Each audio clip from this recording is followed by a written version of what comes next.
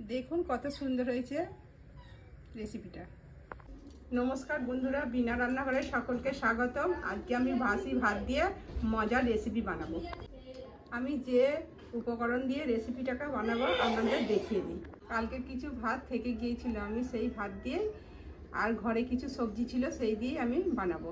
সবজির মধ্যে নিয়ে নিয়েছি ডিম কড়াইকে ছোট করে কেটে নিয়েছি, আর দুটো বড় সাইজের পেঁয়াজ নিয়েছি, একটা টমেটো কেটে নিয়েছি, দুটো ডিম নিয়েছি, আর 4টে কাঁচা লঙ্কা নিয়ে নিয়েছি, আর মটরশুঁটি নিয়ে নিয়েছি, আর সব সবজিগুলোকে ছোট ছোট করে কেটে নিয়েছি। মশলার মধ্যে নিয়ে নিয়েছি 1 চামচ লঙ্কা গুঁড়ো, 1/2 চামচ হলুদ গুঁড়ো, পরিমাণ মতো নুন, ধনে গুঁড়ো 1/2 চামচ, জিরে গুঁড়ো 1 চামচ, আর চিনি নিয়েছি 1 চামচ, আর গোটা জিরে 1/2 চামচ। এবার চলুন ভিডিওটা শুরু করি।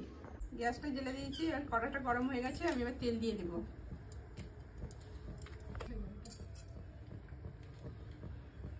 তেলটা গরম হয়ে গেছে, ডিমটাকে আমি একটা করে দুটো ডিম দিয়ে দেবো।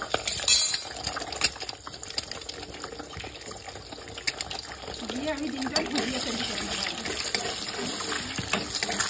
দিয়ে দেবো, দিয়ে আমি একটু ভুজিয়ার মতো তৈরি করে নেবো।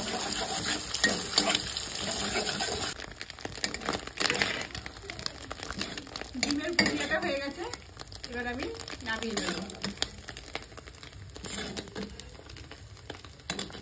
আর একটু কড়াই তেল দিয়ে দেবো, দিয়ে সমস্ত সবজিগুলো আমি একটা একটা করে ভেজে নেব। প্রথমে আমি পেঁয়াজটা দিয়ে দেবো।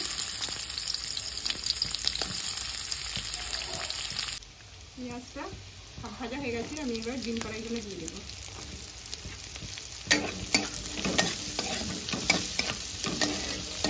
এবার মটরশুঁটিগুলো দিয়ে দেবো,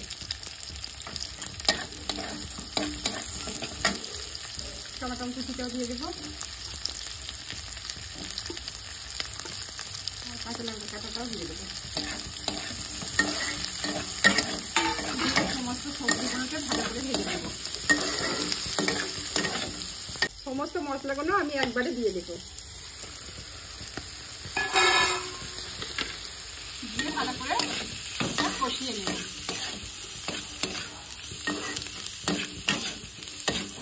একটু জল দিয়ে দেবো।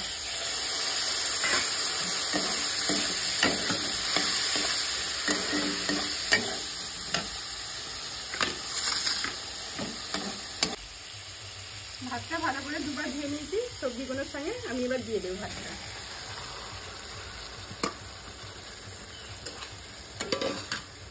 একটু ভালো করে নাড়াচাড়া করে নেব।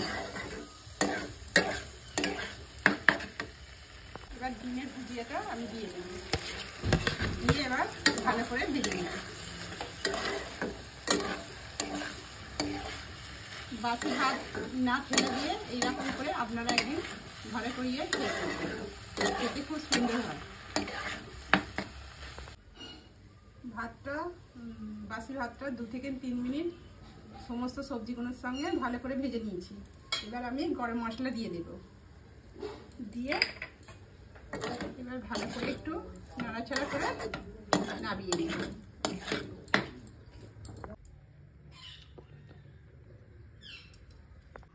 বাসি ভাত ফেলে না দিয়ে আপনারা এইরকমভাবে ঘরে সামান্য উপকরণ দিয়েই এরকম সুন্দর রান্না হবে।